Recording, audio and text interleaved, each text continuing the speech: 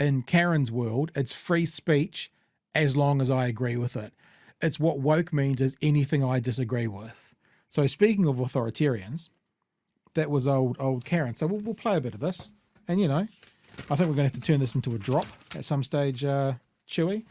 But this is the start of the conversation when he was talking about the massive problem that there is with this young man and his app. Now, the story that is published in the Post has a picture of the guy who runs the website, and he looks, well, spends a lot of time in his mum's bedroom and a bed. He looks a bit like that guy, Pat Brittenden from Big Hairy News. Name check. To be honest. I got to say as well, he actually gave the show name out. Didn't do it, just like a name check. It was perfect. Thanks, Karen. And it quotes our good friend and regular on the platform, Juliet Moses, the spokeswoman for the New Zealand Jewish Council. And she simply says it is anti-Semitic and I can't see any other way to look at it. Well, I agree with you. I agree. We'll show you what this is. Whether you agree or disagree, right or wrong, there was a person supporting Palestine and Gaza by wanting to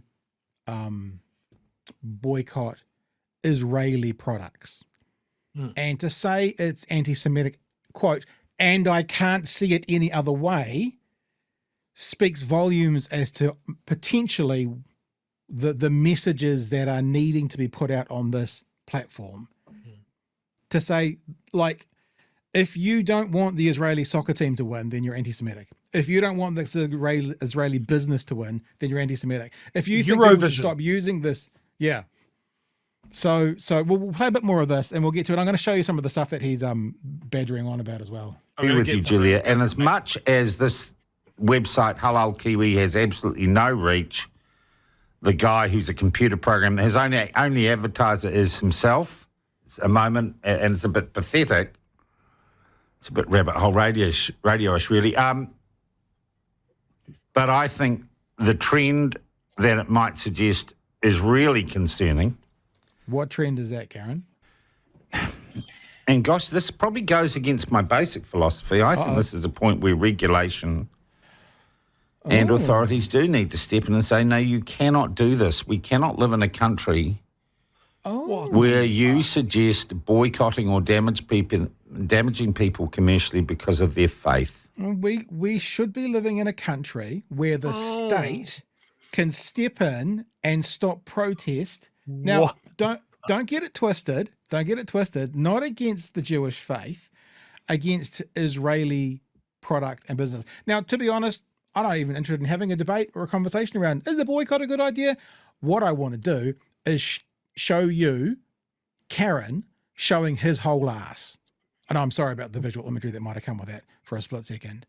But he wants the state to regulate speech of someone protesting what Israel is doing in Gaza. That's what he just said, Joey. Also, he wants to mess with the free market.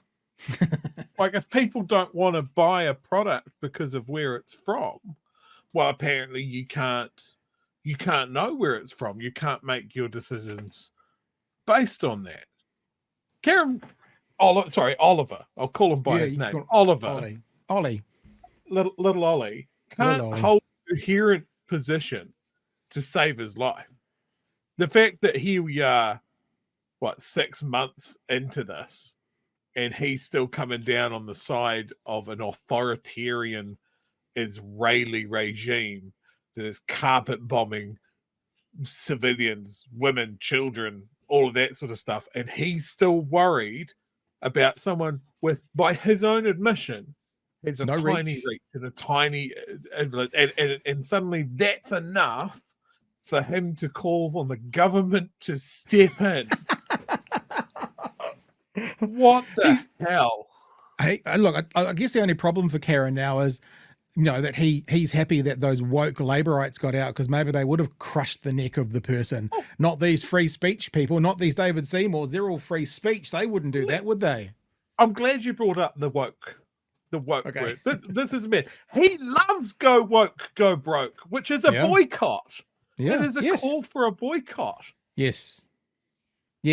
And that's the other thing. Look, I mean, how does he trip over? How does he he stay upright without tripping over his own divergent positions on shit? I do not know. Here's the thing, right? And this is what these kinds of, and I'm using people in the loosest possible sense when I'm talking about Karen. The only reason free speech needs to be protected is for the most abhorrent speech. Now, if Karen was right, which I don't believe he is, but if he was right about this gentleman's views, then those are the views that you need to have free speech for. Because you don't need to protect free speech when it's all love and mung beans and everybody gets on well. You need to protect it when it is the worst, most offensive tweet. But he comes across a very, very minor, I'm going to show you a very, very minor case of what he deems personally offensive. And all of a sudden, free speech goes out the window and the fucking government needs to regulate it. Just like that, shung, over the most minor part of it.